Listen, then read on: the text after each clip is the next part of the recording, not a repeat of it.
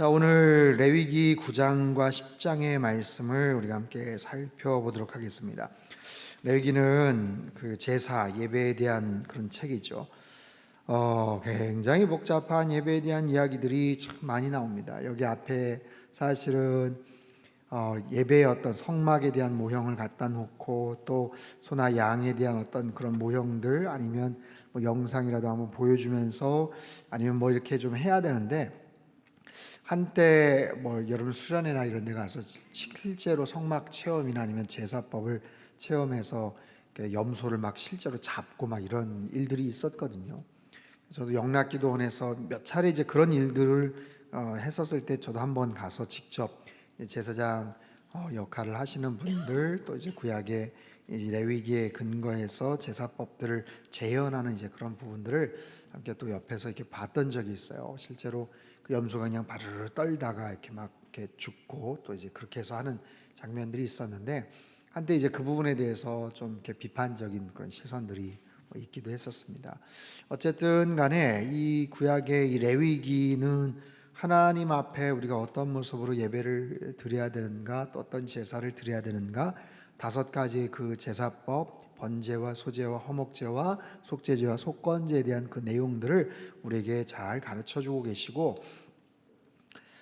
9장 이후에 이제 8장서부터는 사실은 이제 아론의 대제사장 위임식을 준행을 하고 나서 이제 9장은 뭐냐면 첫 번째 제사를 이제 드리는 거예요. 아론과 그 아들들이 이제 첫 번째 그 제사를 하나님께서 가르쳐 주신 대로, 지금까지는 이제 매뉴얼대로 쭉 하나님께서 이론적으로 말씀을 해주셨다면, 이제 아론과 그 아들들이 이제 실제적으로 그 첫 번째 제사를 쭉 드려나가는 이제 그런 과정들이 소개가 돼요. 그래서 앞부분에 보면 15절 이하에 보면 속죄제를 어떻게 드렸는지, 또 번제를 어떻게 드렸는지, 소제, 화목제 어떻게 드렸는지, 이런 부분들을 잘 이제 이루어졌던 것을 우리에게 보여주고 있어요. 오늘 여러분 나눠드렸던 그 본문에는 이제 분량이 너무 많아서 소개를 하지를 않았지만, 그 앞에 내용들은 보면 아론과 그 아들들, 특별히 두 아들 나답과 아비후가 또 그 두 아들들이 그 역할들을 또 잘 감당했던 그런 이야기들을 쭉 소개를 하고 있습니다. 그래서 그 아들들이 보조 역할을 하고요, 아론이 주관을 해서 그 역할들을 굉장히 잘 준행을 하는 모습들이 소개가 돼요. 그 동선들이 꼬이지도 않고 첫 번째 제사인데도 불구하고 사실 얼마나 당황하고 또 긴장이 됐겠습니까? 쉬운 일이 아니잖아요. 백성들이 또 바라보는 그런 과정 가운데서 굉장히 두렵고 떨리는 마음으로 일들을 잘 감당했던 내용들을 앞부분에 보면 쭉 소개를 하고 있어요. 자, 9장 22절 24절까지 말씀을 우리 같이 한번 읽어보도록 하겠습니다. 시작. 아론이 백성을 향하여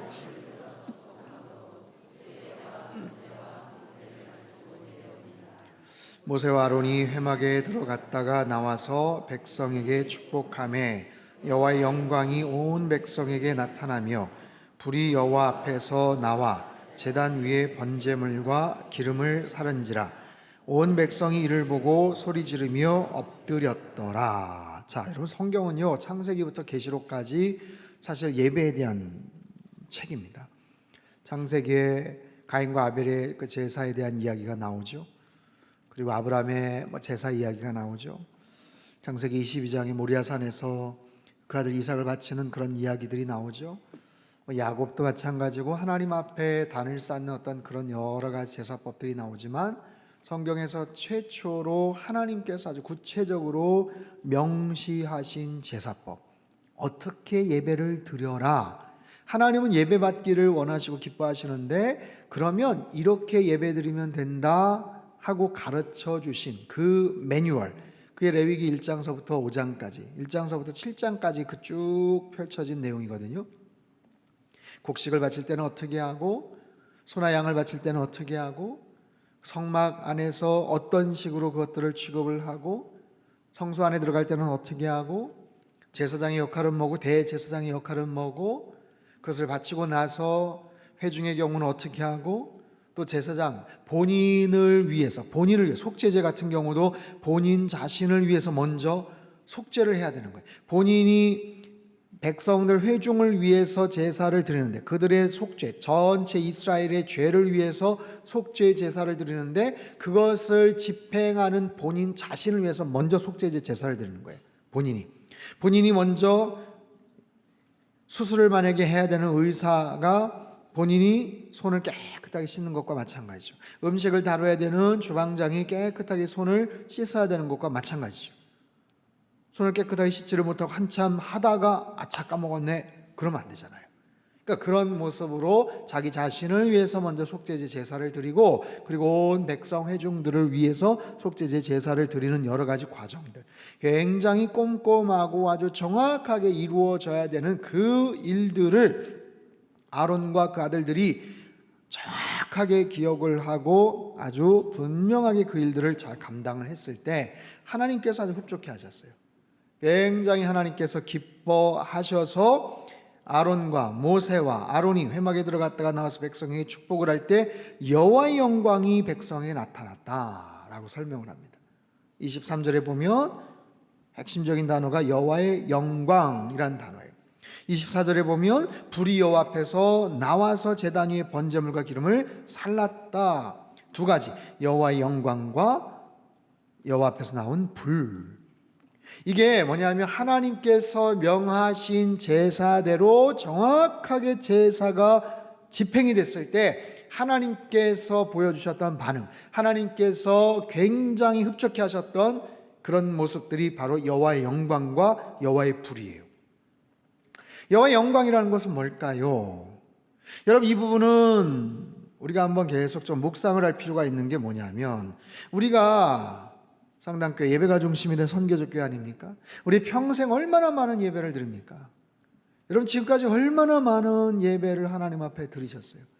그런데 그 예배가 내 중심적이고 그냥 사람들이 이렇게 드려지니까 그렇게 그냥 예배 드리면 되겠거니 라고 생각하는 그런 예배가 아니라, 하나님이 정말로 기뻐하시는 그런 예배가 뭔가, 하나님이 정말로 원하시는 그런 예배가 뭔가, 받을 사람은 생각하지도 않고 내 임의대로 내 원하는 대로 그냥 아무렇게나 해놓고 나는 끝났다, 나 했다, 할 거 다 했다 할 수는 없잖아요. 하나님께서 정말 기뻐하시는 모습의 예배가 정확하게 드려졌을 때 하나님은 여호와의 영광을 그들에게 보여주셔요. 그리고 여호와의 불이 그 앞에서 나왔다라는 거예요. 구약시대의 어떤 모습이지만 우리가 이 부분을 영적으로 적용을 해볼 필요가 있죠. 여호와의 영광이라는 건 뭘까? 솔로몬 성전을 입당을 할 때, 모세가 십계명을 받으러 갈 때 여호와의 영광이 시내산에서 또 솔로몬 그 성전 안에서 가득가득 임했더라. 구름으로도 영광이 나타나기도 하고요, 어떤 연기로도 여호와의 영광이 나타나기도 하고요, 불로서도 나타나기도 하고, 사도행전 2장에 보면 성령의 특별한 능력, 불의 여와 같은 모습으로 급하고 강한 바람과 같은 그런 소리로 여호와의 영광. 우리는 그저 추측하고 상상해 볼 수밖에 없어요. 여호와의 영광이라는 게 뭘까? 그 형태가 어떤 모습으로 나타나든, 그것이 구약시대는 그랬지만 오늘날 어떤 모습으로 나타날지 우리가 궁금하지만, 중요한 것은 여호와의 임재, 하나님의 임재, 하나님의 임재. 내가 예배를 드리는 순간 강력한 하나님의 임재를 내가 느끼는가? 그것은 꼭 공예배뿐만 아니라 우리가 하나님 앞에서 간절하게 기도할 때, 하나님 앞에 간절하게 뭔가를 부르짖고 기도할 때, 은밀한 골방에서 내가 하나님 앞에 기도할 때 강한 성령의 임재를 느끼는가? 주님의 특별한 임재를 느끼는가? 그게 여호와의 영광, 그게 여호와의 영광. 바라기는 우리 모든 예배 가운데 이런 여호와의 영광이 충만하기를 바랍니다. 우리가 그 여호와의 영광을 본다는 것, 주의 영광을 본다는 것은 뭘까요? 주님의 영광이라는 게 뭘까요? 주님의 실체? 그 실체로 우리는 볼 수 없어요. 그러나 생각하고 상상하고 소망할 수는 있죠. 주님의 아름다우심, 주님의 선하심, 하나님의 거룩하심, 정말 두렵고 떨리는 마음으로 하나님의 거룩하심과 그 하나님의 영광을 우리가 소망하고 사랑한다면, 그런 마음을 가지고 진실된 모습으로 하나님 앞에 나아간다면, 막 뜨거운 열정적인 찬양을 통해서도 느낄 수 있지만, 어떨 때는 잠잠한 그런 과정 가운데 세미한 음성으로도 여호와의 영광을 느낄 수가 있는 거예요. 그렇지 않겠어요? 엘리야에게 나타나셨던 그 하나님이 불로도 바람으로도 지진으로도 하지만 세미한 음성으로 말씀을 하셨던 것처럼 그런 여호와의 영광, 주의 영광, 주님의 영광, 그것이 하나의 모델이고 하나의 어떤 비전이에요. 그래서 그 부분을 우리는 꿈꾸면서 예배를 드려야 되고, 그럴 때 여호와의 불이 그 앞에서 나와 번제물과 기름을 살라버렸다라는 거예요. 그럴 때 온 백성이 이를 보고 소리를 지르며 엎드렸다. 거기에 대한 백성들, 여러분 얼마나 놀라겠습니까? 그 앞에서 팍 불이 나와서 그 앞에 번제물들을 살라버렸다, 기름을 태워버렸다. 갈멜산에서 하늘에서 그냥 막 여호와의 불이 떨어져서 엘리야가 간절하게 기도했을 때 갈멜산에 그 제물들을 그냥 활활 불태워버렸던 것처럼 그런 불, 여러분 그런 불이 어디서 푹 떨어지고 그러지는 않겠지만 우리 심령 가운데 성령의 불이 임하게 될 줄 믿습니다. 성령의 불, 내가 간절하게 기도를 하고 예배를 드릴 때 하나님의 임재를 강하게 체험할 때 내 마음이 뜨거워서 견딜 수가 없는 거예요. 내 마음이, 내 심령이 막 뜨거운 거예요. 어떤 경우는 하나님의 간절한 그런 깨달음을 주시는 거예요.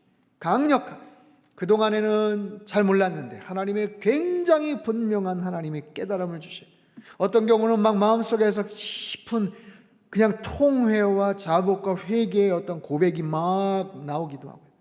하나님의 충만한 은혜 가운데서 교회 오기 전까지는 막 두렵고 불안했는데 잠잠한 평온함이 내 심령 가운데 임하기도 하고요. 내 마음속에 어떤 특별한 결단을 가지고 뭔가를 순종하고자 하는 어떤 그런 마음들, 답답하고 그냥 복잡했는데 마음이 깨끗하게 정돈이 되고 미래에 대한 어떤 소망이 생기는 것. 다양한 모습으로 우리 안에 성령께서 깨우쳐 주시는 그런 불이 있는데, 그 불이라는 것은 꼭 뜨겁게만 나타나는 게 아니고요, 어떨 때는 굉장히 서늘한 감동으로도 나타나곤 합니다. 어쨌든 중요한 것은 우리가 온전한 모습으로 하나님 앞에 예배를 드릴 때 여호와의 영광을 경험하게 되고 성령이 주시는 큰 깨달음의 그런 감동과 은혜의 불을 경험하게 되더라라는 거예요. 여러분 사모하십시오. 하나님, 저의 예배 하나님 앞에 온전한 마음으로 드려질 때 일상에서 날마다 여호와의 영광을 체험하며 성령의 불을 체험케 하여 주시옵소서. 이건 날마다 그럴 수 있지만 그렇게 되기가 쉽진 않을 거예요.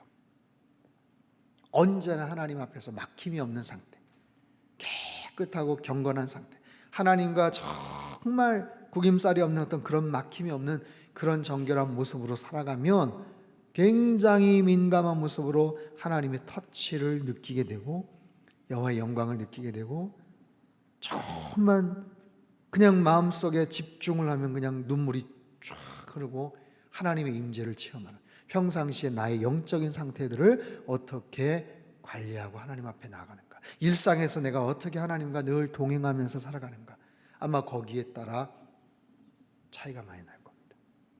어쨌든 간에 여러분 평생에 여호와의 영광과 성령의 불을 체험하는 그런 참된 예배자로 살아가시기를 주님의 이름으로 축복합니다. 10장의 내용을 보죠. 10장의 내용 1절부터 5절까지 말씀을 같이 한번 읽겠습니다. 시작. 아론의 아들 나답과 아비후가 각기 향로를 가져다가 여호와께서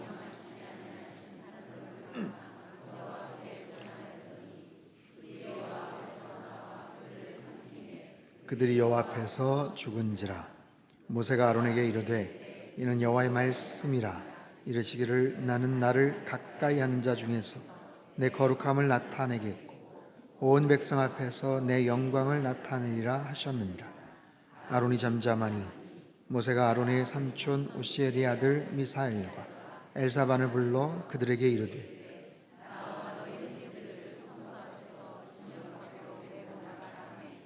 그들이 나와 모세가 말한 대로 그들을 옷 입은 채 진영 밖으로 메어내니. 자, 여러분 보세요. 굉장히 특별한 그런 사건이 나와요. 이건 시간적으로도 거의 비슷하게 그냥 일어난 거예요. 거의 비슷하게. 큰 차이가 없어요. 아까 여호와의 불이 제단을 번제물과 기름을 다 살랐다고 했죠. 그럴 때 온 백성이 이를 보고 크게 소리를 질렀고 엎드렸다. 소리를 질렀다. 기쁨의 소리를 질렀어요. 그 모습을 보고 환호와 기쁨의 소리를 질렀어요. 그 앞에 엎드려졌죠. 압도된 두려움에 그들이 그냥 확 엎드려져요. 하나님을 경외하고 하나님의 그 놀라우신 능력과 위엄 앞에 그들이 엎드려졌는데, 바로 그 다음 장 10장에 보면 아론의 아들 나답과 아비후가 다른 불을 담아 여호와 앞에 분향할 때 갑자기 그 앞에서 불이 나와서 그들을 그냥 살라버려요. 깜짝 놀랄 일이 벌어집니다. 지금까지 분위기가 좋았거든요. 경건한 모습으로 하나님 앞에서 숙지를 다 하고 이제 가르쳐 주신 대로 정성껏 예배를 드렸을 때 그들이 기뻐했고 하나님 앞에 온전한 예배를 드렸는데, 그 다음 예배, 그 다음 제물을 바치는 과정 속에서, 그런 상황 속에서 나답과 아비후가 각기 향로를 가져다가 여호와께서 명령하시지 아니하신 다른 불을 담아 여호와 앞에 분향했다. 불이 여호와 앞에 나왔다. 여러분, 굉장히 이건 특별한 케이스입니다. 잘 기억을 하셔야 돼요. 두 가지 질문이 있어요. 그들은 왜 그랬을까? 그들은 왜 그랬을까? 두 번째, 그렇다고 죽어야만 했을까? 그들이 왜 그랬을까라는 질문은 뭐냐면, 각기 향로를 가져다가 여호와께서 명하시지 아니하신 다른 불, 여기서 다른 불이라는 것은 낯설고 아주 불법적인 그런 불이다라는 거예요. 본래 그 역할 자체도 대제사장의 일입니다. 월권을 했어요. 아론이 해야 될 일입니다. 그런데 큰아들 둘째 아들이 그것도 각기 향로를 가져다가 서로 자기들이 야 우리 이렇게 하자, 아버지 대신해서 하자, 그것도 아니 서로 경쟁하듯이 그 일들을 했더라라는 거예요. 벌써 거기서 큰 문제가 생깁니다. 다른 불, 제단에 팍 붙었던 하나님이 붙여주셨던 그 불을 가지고 분향단에 가서 성소에 들어가서 해야 되는데, 엉뚱한 다른 불을 경쟁하듯이 갖고 그 앞에 들어가서 더군다나 아버지 아론 대제사장이 해야 될 일을 지들이 그냥 해버린 거예요. 그럴 때 불이 여호와 앞에서 나왔다. 좀 전에 9장 마지막 절에 있었던 단어하고 토시 하나 틀리지 않고 똑같아요. 불이 여호와 앞에서 나왔는데 9장 마지막 부분에서의 그 불은 하나님의 영광의 불, 하나님의 기쁨의 임재의 그런 불이라면, 지금 두 번째 장면에서의 불은 심판과 저주와 진노의 불이에요. 무서운 장면입니다.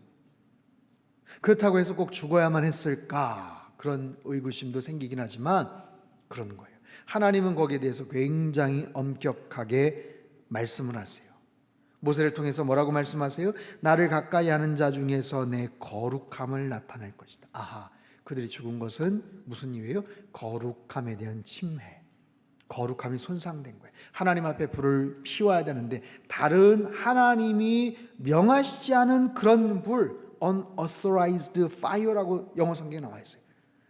허락되지 않은, 거기서 인정되지 않는 엉뚱한 이상한 불을 가져다가 자기네들이 경쟁하듯이 피웠을 때 하나님은 그걸 참지 못하십니다. 더 놀라운 것은 뭔지 아세요? 8절과 9절을 한번 읽어볼게요. 8절 9절 시작. 여호와께서 아론에게 말씀하여 이르시되 내 자손들이 회막에 들어갈 때에는 포도주나 독주를 마시지 말라. 그리하여 너희 죽음을 면하라. 이는 너희 대대로 지킬 영원한 규례라. 왜 하나님께서 이 말씀을 갑자기 얘기하셔요? 포도주나 독주를 마시지 말라. 하나님이 아론에게 말씀하십니다. 레위기에서 딱 한 번 나오는 거예요. 하나님이 모세에게 명하여, 아니면 하나님이 모세와 아론에게 명하여. 근데 하나님께서 완전히 그냥 아론 개별적으로 하나님께서 말씀하시는 거예요.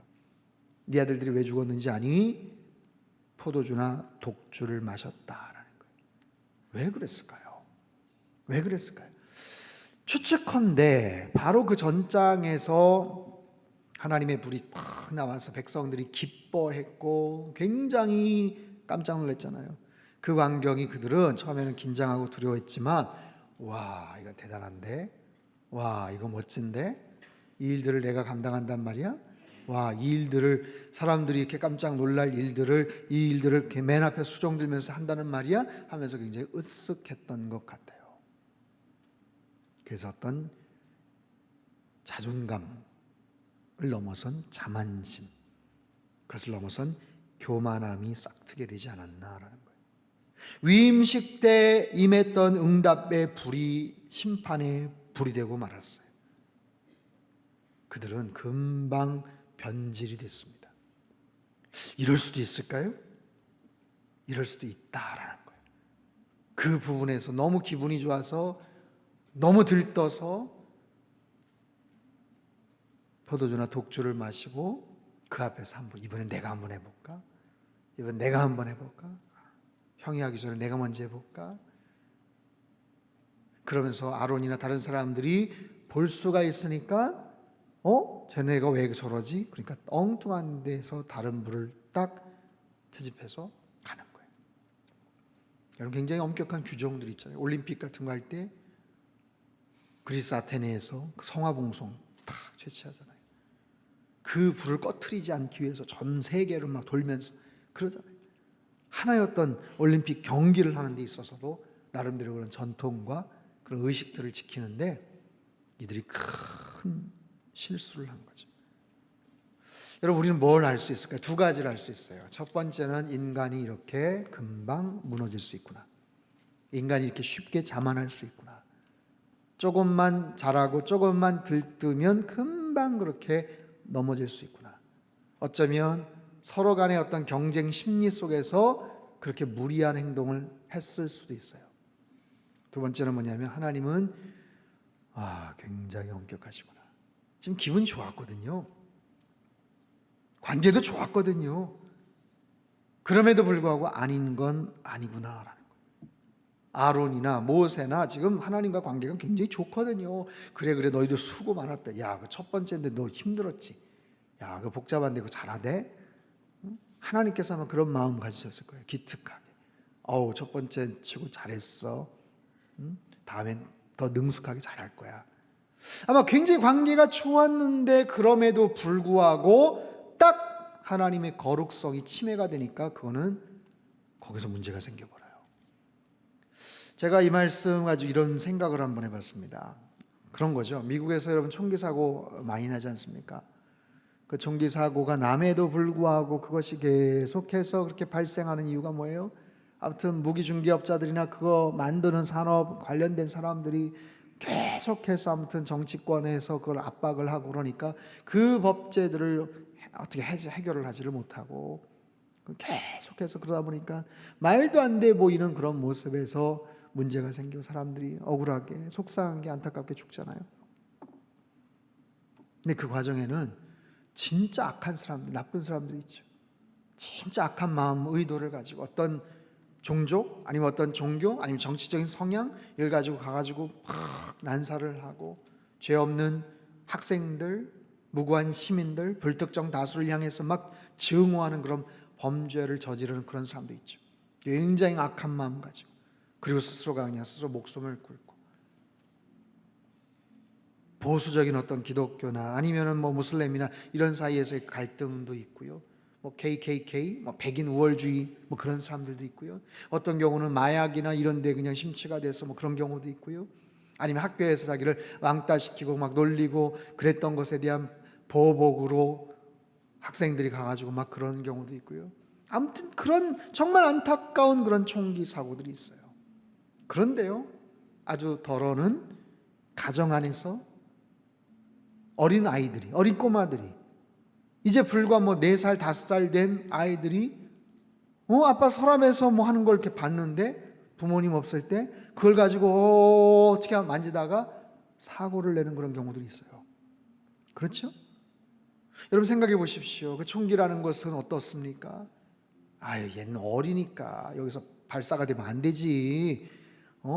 저는 나쁜 놈들 뭐 이게 아니라 얘는 지금 아무것도 모르고 그러는데 이거는 발사가 되면 안 되지.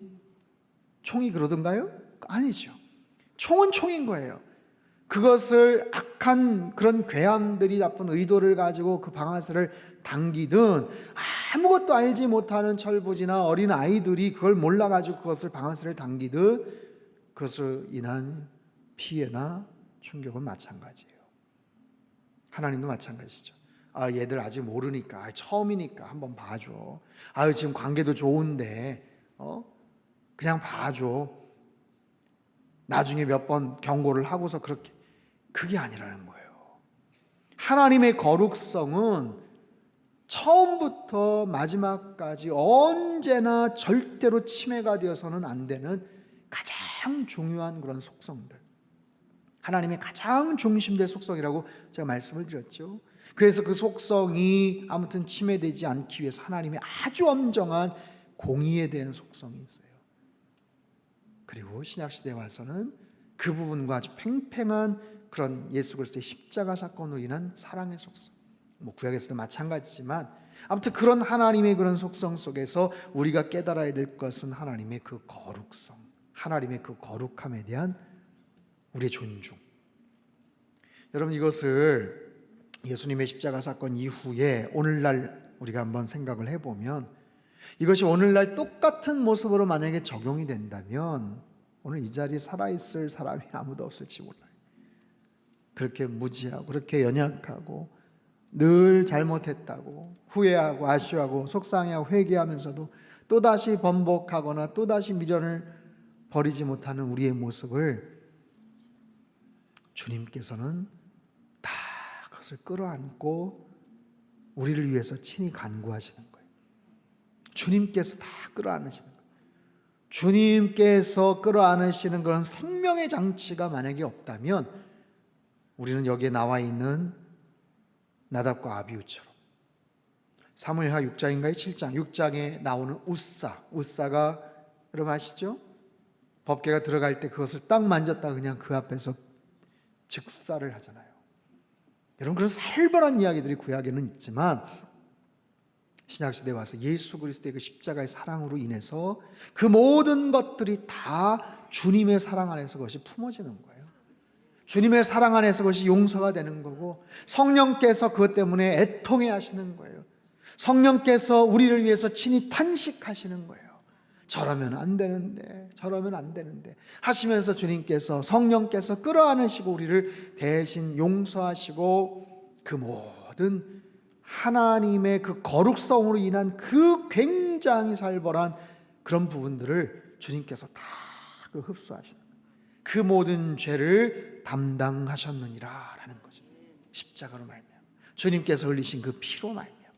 그러면 우리는 뭔가 그런 완충장치가 있으니까, 그런 안정장치가 있으니까 우리는 마음대로 살아도 된다? 그게 아니잖아요. 그 사실을 알고 날마다 일상에서 주님의 그 십자가의 은혜를 생각하며 감사함으로 살아가야 되는 것이고, 그럼에도 불구하고 용서가 되고 주님의 긍휼, 하나님의 긍휼하심이 있긴 하지만 그럼에도 불구하고 날마다 그 죄성들을 벗겨내고 하나님께 더 가까이 가려는 그런 노력을 우리가 해야 되겠죠. 우리는 참 연약합니다. 그렇죠? 부족한 게 되게 많아요. 하나님의 그 엄정한 잣대로 만약에 우리를 다 스캔하시고 바라보신다면 어떤 부분은 굉장히 의롭고 다른 사람에 비해서 아주 뽐낼 수 있는 어떤 모습들이 있겠지만, 어떤 영역에 숨겨진 영역에서 하나님께서 아주 신랄하게 그 부분들을 지적하시고 만약에 우리를 위해서 공격을 하신다면 여러분, 살아남을 자가 하나도 없어요. 우리 모두는 예수 그리스도의 십자가의 보혈로, 그 주님의 십자가의 공로 안에서 우리는 새로운 생명을 얻은 자 된 줄 여러분 믿으시기를 바랍니다. 그래서 날마다 여러분 그 사실에 감사해야 되고, 날마다 그 십자가의 사랑 안에 우리는 더 깊이 나아가야 되는 거예요. 뿐만 아니라 우리의 예배 가운데 하나님의 그 임재, 하나님의 그 사랑을 날마다 기억하며 나아가는 하나님의 거룩한 백성들 다 되시기를 주님의 이름으로 축원합니다. 잘 기억하세요. 두 가지 종류의 불이 있는 거예요. 9장 마지막 부분에 나오는 불이 있는가 하면 10장 앞부분에 나오는 심판의 불이 있어요. 심판의 불이 아니라 하나님의 그 임재, 그 사랑과 은혜의 그 성령의 불을 날마다 경험하며 사시기를 주님의 이름으로 축원합니다. 자, 우리 16절 이하의 말씀을 우리 같이 한번 읽어보도록 하겠습니다. 16절서부터 20절까지 말씀 같이 읽죠. 시작. 모세가 속죄제 드린 염소를 찾은즉 그가 아론의 남은 아들 엘르아살과 이다말에게 노하여 이르되, 이 속죄 제물은 지극히 거룩하거늘 너희가 어찌하여 거룩한 곳에서 먹지 아니하였느냐? 이는 너희로 회중의 죄를 담당하여 그들을 위하여 여호와 앞에 속죄하게 하려고 너희에게 주신 것이니라. 그 피는 성소에 들어오지 아니하는 것이었으니 그 제물은 너희가 내가 명령한 대로 거룩한 곳에서 먹었어야 했을 것이니라. 아론이 모세에게 이르되 오늘 그들이 그 속죄제와 번제를 여호와께 드렸어도 이런 일이 내게 임하였거늘 오늘 내가 속죄제물을 먹었더라면 여호와께서 어찌 좋게 여기셨으리요. 모세가 그 말을 듣고 좋게 여겼더라. 자, 이 이야기는 뭔가요? 나답과 아비후가 죽고 나서 그 역할을 셋째, 넷째 아들인 엘르아살과 이다말에게 맡깁니다. 그들은 슬퍼할 겨를이 없어요. 아론이 슬퍼할 겨를이 없어요. 눈앞에서 그 아들 둘이 그냥 죽어나가는 것을 봤고 어찌할 바를 알지를 못하는데 슬퍼할 겨를이 없어요. 하나님께서 또한 모세를 통해서 명하셔요. 너희들 이것 때문에 성막 나가면 안 된다. 그리고 이것 때문에 죄를 뒤집어 쓰거나 슬퍼하지 마라. 죄를 뒤집어 쓰고 옷을 찢는다라는 것은 뭐냐면 하나님 속상합니다. 하나님 원통합니다. 이런 표현이거든요. 너희들 원통해 할 거 하나도 없어. 네 아들들이 잘못한 거니까. 하나님 굉장히 냉정하십니다. 그럼에도 불구하고 아론에게 따로 말씀을 하셨던 것, 아론아, 네 마음 아는데 네 아들들이 이런 일을 했어 하면서 하나님께서 말씀을 하시는 그런 모습들이 나와요. 어쨌든 그런 상황 속에서 그 역할들을 이제는 엘르아살, 이다말에게 맡깁니다. 그들이 죽어나갔어요. 두 사람, 나답과 아비가 죽어나갔을 때 옷을 입은 채로 끌려나갑니다. 옷을 입은 채로 그 시신이 끌려나가요. 여러분, 불에 타서 죽었는데 어떻게 옷이 남아 있었겠어요? 아주 특별한 거죠. 그냥 목숨을 그냥 치신 거예요. 생명을 치신 거예요. 활활 해가지고 그냥 다 타버린 게 아니라 하나님이 아주 특별한 그런 불의 심판이었죠. 어쨌든 그 광경을 지켜봤던 아론이나 셋째, 넷째 아들인 엘르아살과 이다말이 얼마나 충격이었겠습니까? 얼마나 두려웠겠어요. 그럼에도 불구하고 그 역할들을 제대로 감당을 합니다. 소제에 대해서, 화목제에 대해서, 또한 속죄제에 대해서 그 일들을 잘 감당을 해요. 아슬아슬하게 불안한 마음을 가지고 잘 감당을 해요. 근데 이게 어려운 게 뭐냐면 소제도 그렇고 화목제도 그렇고 드리고 나서 남은 곡물이나 남은 음식을 또한 처리를 해야 되는 역할이 있어요. 그것을 먹어야 되는 어떤 그런 역할들이 있어요. 제사를 드리는 데 있어서 드렸다고 해서 끝나는 게 아니라 남아있는 것을 자기네들이 제사장이 또 먹어야 되는 그런 책임들이 있는데, 특별히 속죄제의 경우는 완전히 불살라버리는 그런 경우가 있고요, 그렇지 않고 그것을 남은 음식들을 먹는 그런 경우가 있어요. 제사장 자신들을 위한 속죄 제물은 거기서 잡은 그 소나 염소나 이것을 피를 가지고 그 안으로 들어가요. 성소 안으로 들어가요. 그래서 분향단 안에다가 그 피를 발라요. 그걸 완전히 태워가지고 그냥 버립니다. 먹으면 안 돼요. 그런데 백성을 향한 그런 속죄제의 제사는 그 회막 안으로 들어가지 않아요. 회막 안으로 들어가지 않고 그냥 번제단에다가 그 피를 묻히고 그 남은 부분을 그걸 먹어야 되는 거예요. 자, 먹었어야 되는데 16절을 보세요. 모세가 속죄제드린 염소를 찾았는데 이미 불살라버렸다는 거예요. 그 광경을 보고 엘르아살과 이다말에게 모세가 대노합니다. 너희들 어떻게 해서 그걸 태워버렸냐? 그 너희가 그거 먹어야 되는 거다. 그거 태워버리면 안 된다. 모세가 굉장히 화를 내는 이유는 첫 번째, 하나님이 시키신 것을 계명을 어겼죠. 계명을 어겨가지고 지금 나답과 아비가 죽었잖아요.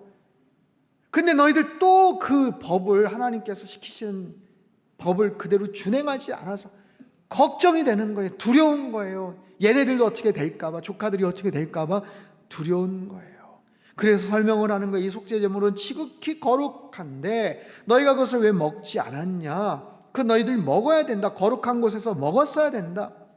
여러분, 제사장의 두 가지 그 책임이 있어요. 왜냐하면 제물을 먹는 것은, 제물의 남은 부분을 먹는다는 것은 그 제물을 바친 자의 죄에 모든 것이 그 제물에 다 전가가 됐잖아요.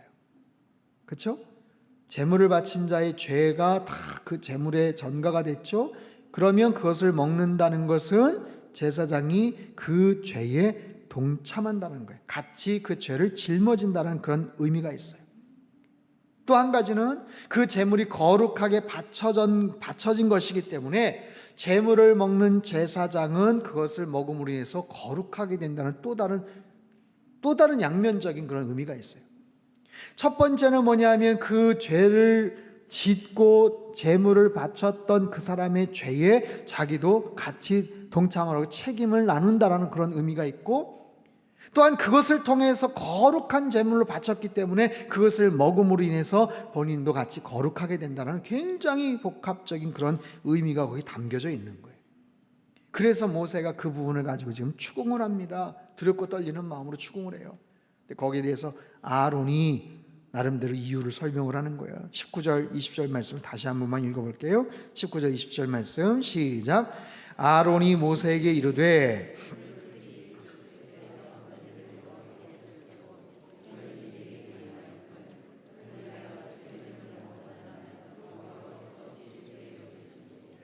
모세가 그 말을 듣고 좋게 여겼더라. 자, 아론이 뭐라고 대답해요? 자, 속죄제와 번제를 여호와께 드렸지만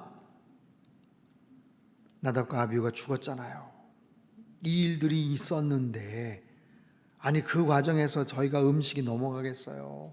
이 두렵고 떨리는 마음 속에서 이거 잘못 먹었다가 하나님 앞에 또 벌을 받으면 어떡해요 하는 그런 두려운 마음 때문에 그랬다는 거예요. 불순종하기 위해서가 아니라, 하나님의 명령을 제가 몰라서 그런 게 아니라 지금 상황이잖아요.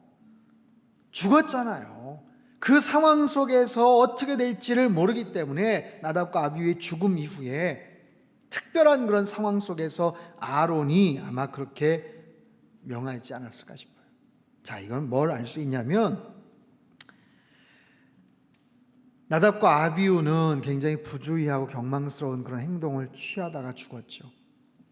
그런데 엘라살과 이다말은 사실은 두려운 마음에서 그랬던 거예요. 염려와 두려움을 가지고 그 부분을 했어야 되는데 하지를 못한 거예요. 자신의 정당한 소득이지만 그 부분에 대한 두려움이 있었어요. 그 부분에 대한 떨림이 있었어요. 자, 엄격히 말하면 그건 잘못된 것이지만 모세는 그 말을 듣고 좋게 여겼다라는 거예요. 그 말을 듣고 좋게 여겼다는 것은 뭐냐면 그럴 수 있다라는 거예요. 이해를 한다는 거예요. 그리고 그 부분에 대해서 하나님도 인정을 하신다라는 거예요. 더 중요한 건 중심입니다. 엄격히 말하면 그것 잘못했어요. 그렇게 하면 안 되는 거예요. 그래서 어쩌면 또 하나님께서 확 쳐버리실 수도 있지만 하나님은 그들이 어떤 의도에서 그랬구나라는 것을 하나님이 아세요. 모세가 그 부분에 대해서 그랬구나. 첫 번째, 둘째 아들은 잘못된 마음, 오만방자한 마음을 가지고 그랬기 때문에 죽었지만 셋째, 넷째 아들의 경우는 정말 하나님 앞에서 두렵고 떨리는 경외하는 마음을 가지고 그랬기 때문에 비록 하나님이 시키신 것을 지키지는 못했어도 그것을 그냥 끌어안아 주시는 거예요. 그것을 감싸 안아 주시는 거예요. 이게 모세의 말이겠어요? 모세가 좋게 여겼더라. 하지만 21절을 보니까 그러나 하나님께서는 둘 다 혼내셨더라. 모세, 너도 잘못이야. 네가 뭔데 네가 좋게 여겨? 너 이리 와. 네가 대신 혼나. 그런 게 아니잖아요. 하나님의 마음이 바로 모세의 마음과 똑같아요. 무엇을 할 수 있는가? 중심을 보시는 하나님. 하나님, 우리의 중심을 보시는 하나님이신 줄 믿습니다. 때로는 우리가 실수를 하고 때로는 우리가 잘못을 해도 하나님께서는 그 부분을 끌어안으시더라라는 거예요. 여러분, 이 부분이 있기 때문에 우리가 얼마나 다행스러운 겁니까? 하나님, 우리 중심을 보세요. 율법의 그 유연성에 대한 부분들을 우리에게 가르쳐 주시는 거예요. 여러분, 우리가 하나님 앞에서 행하는 모든 일들, 하나님 그 의도를 다 알고 계십니다. 하나님은 저와 여러분의 중심을 다 알고 계시는 그런 하나님이신 줄 믿습니다. 그 하나님이 우리의 중심을 어떻게 파악을 할까요? 내가 어떤 행동을 할 때 어떻게 파악할까요? 그것이 욕심에 의해서인지, 자기 자신의 의를 드러내기 위해서인지, 아니면 하나님을 정말로 내가 생각하면서 했던 행동인지, 정말로 하나님을 위해서 했던 행동, 정말로 하나님을 두려워하고 경외함으로 했던 행동인데 거기에서 실수나 착오가 있다면 하나님 것을 용서하시는 줄 믿습니다. 그런데 앞으로 아무리 겉으로 볼 때 번지르르하고 굉장히 그래 보이지만 그 마음속에 중심이 삐뚤어져 있다면 하나님 그 마음을 정확하게 짚고 나가시는 분이에요. 사랑하는 성도 여러분, 우리가 이 땅을 살면서 가장 중요한 것은 하나님을 알아가는 것. 하나님을 알아가는 것. 내가 믿는 그 하나님을 더 깊이 알아가는 것. 내가 믿는 그 하나님을 더 깊이 알아갈 때 그 하나님을 더 온전하게 사랑할 수 있고요. 더 온전한 모습으로 예배할 수가 있어요. 예배라는 것이 굉장히 어려운 것 같지만 여러분, 이런 규정을 다 알고 복잡한 원칙과 그 순서들을 다 알아야만 되는 것이 아니고요. 그냥 하나님 앞에서 상한 심령 깨어진 마음 가지고 하나님 그저 하나님 앞에 엎드리고 부르짖으면 하나님께서 우리의 중심을 다 들여다보시는 줄 믿습니다. 저는 그런 모습으로 우리 상당교회 안에서 예배가 더 온전한 모습으로 회복되기를 바라요. 저와 여러분의 예배가 하나님 앞에서 그런 모습으로 드려지기를 원합니다. 겉으로 볼 때 굉장히 멋진 모습으로 찬양을 하고 그럴싸한 모습으로 우리가 하나님 앞에서 뭔가를 하지만 내 마음속에는 마치 어떤 행사 하나, 내 순서 맡았던 거 딱 끝났다라는 마음을 가지고, 그런 거 있잖아요. 무슨 뭐 여러 공연 순서 맡은 사람들이 있는데 첫 번째 자기 순서 다 끝나면 아유 이제 끝났다 하는 그런 마음. 여러분, 예배는 그게 아니죠. 비록 화음이 들리고 비록 뭔가 좀 부족해도 하나님 앞에 온전한 마음을 가지고 예배를 드린다면 하나님께서 그런 중심을 다 들여다보시지 않겠어요? 오늘 레위기 9장과 10장의 말씀을 통해서 우리의 중심을 꿰뚫어 보시는 그 하나님 앞에 온전한 마음으로 예배를 드리면 하나님께서 여호와의 영광을 우리에게 보여주시고 또 성령의 그런 놀라운 불을 우리에게 허락해 주실 줄로 믿습니다.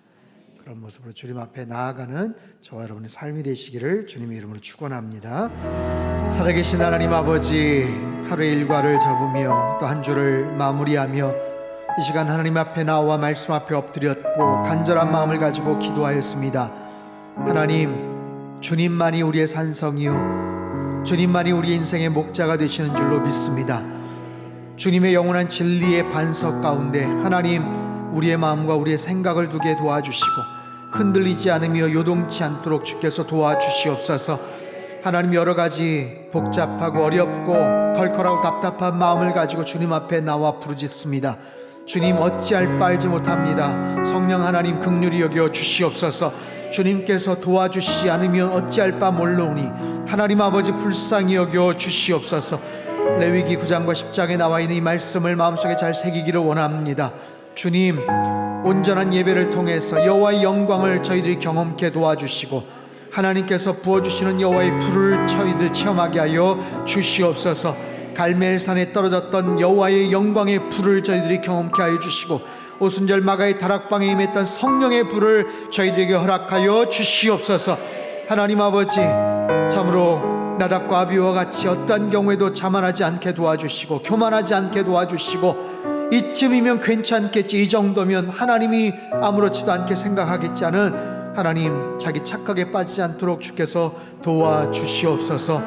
이 나라와 민족을 주님 손에 의탁을 드립니다. 사방팔방을 바라봐도 도저히 탈출구가 보이지 않고 어떻게 문제를 해결될지 알지 못하는 너무나도 복잡한 문제 가운데 있습니다. 국론이 분열되어 있고 하나님, 정말 독한 말들을 하나님 여기저기에서 퍼붓고 있습니다.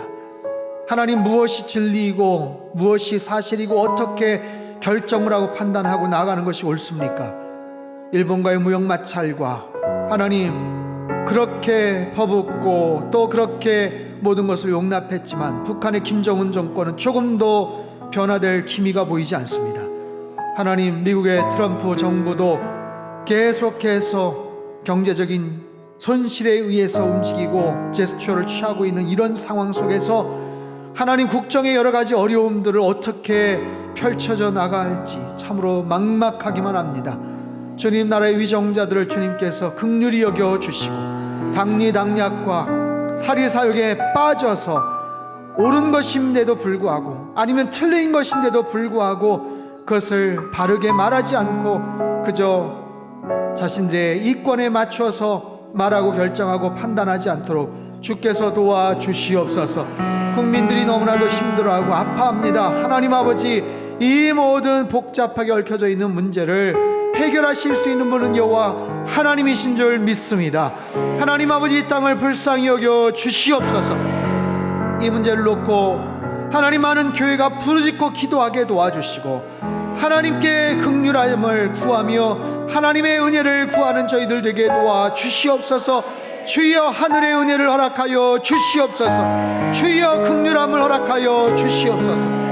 하나님이 어려운 시국 속에 상당교회가 올바른 역할들을 잘 감당키를 원합니다. 예배가 중심이 된 선교적 교회로 세상을 향해 나아가기를 원합니다. 하나님 아버지 거룩한 주님의 도구 되어 쓰임받게 도와주시옵소서. 청주 땅을 변화시키는 하나님 귀한 동력이 될 수 있게 도와주시고 청주시청과 청주시장님과 모든 아버지 하나님 여러 공무원들과 중요한 기관들과 함께 연합하여서 청주 땅을 보다 더 밝고 하나님 좋은 도시로 만들어갈 수 있는 우리 교회가 되게 축복하여 주시옵소서. 하나님 아버지 우리 모든 성도님들 그 모든 간절한 기도들을 주님 손에 의탁을 드립니다. 특별히 환우들을 불쌍히 여겨 주시옵소서. 병상에 누워서 어찌할 바 몰라 하는 하나님 아버지 그 모든 성도들 주님께서 불쌍히 여겨 주시옵소서. 자리를 박차고 일어나게 도와주시옵소서. 그 모든 연약한 아버지 하나님 참으로 배부 깊숙한 곳에 있는 모든 연약한 그 모든 것들을 주님께서 꾸짖어 명하여 주시어서 급속한 치유가 있게 하여 주시옵소서. 치유의 강선을 바라여 주시옵소서. 하나님 아버지 불쌍히 여겨 주심으로 말미암아 주님의 그 터치와 주님의 그 놀라우신 치유의 손길들을 저들이 다 경험하도록 주님 역사하여 주시옵소서. 기도가 회복되게 하시고 예배가 회복되게 하시고 가정 안에서 사랑과 말씀이 회복되게 주님 도와주시옵소서. 하나님 우리의 예배를 주님 손에 의탁을 드립니다. 이번 주일 예배 9월 첫 번째 주일 예배입니다. 이제 4개월 남은 올 한 해 주님 안에서 마감을 잘할 수 있게 도와주시고 하나님 주님께서 허락해 주신 많은 결실들 저희들이 잘 갈무리하며 하나님 앞에 영광 올려드리며 주님 앞에 온전한 찬양과 감사를 올려드리는 우리 모든 성도님들 되게 하시고 이번 주일 예배가 되게 도와주시옵소서. 시간이 갈수록 나이를 먹을수록 아버지와 연륜이 쌓일수록 더 예배 잘 드리는 자들 되게 하시고 더 하나님을 알아가는 하나님의 거룩한 백성들 다 되도록 축복하여 주시옵소서. 이 시간에도 주님 앞에 귀한 물질 올려드리는 손길들 위에 하늘의 신령한 복과 땅이 기름진 복으로 넘치도록 부어 역사하여 주시고 예물이 쓰여지는 모든 곳마다 오병이어의 놀라운 기적들이 나타나게 축복하여 주시옵소서. 이제는 우리 주 예수 그리스도의 크신 은혜와 하나님 아버지의 극진하신 사랑하심과 성령님의 교통하심의 역사가 온전한 마음을 가지고 주님을 찬양하며 여호와의 영광을 바라보며 성령의 불을 간절하게 소망하는 참된 예배자들 되기를 소망하는 이 자리에 모인 모든 사랑하는 주의 백성들 그들의 가정과 일터와 건강과 자녀들의 앞길 위에와 우리 상당교회와 이 나라 민족 흩어진 모든 열방 위에 이제로부터 영원토록 함께 하시기를 간절히 축원하옵나이다. 아멘.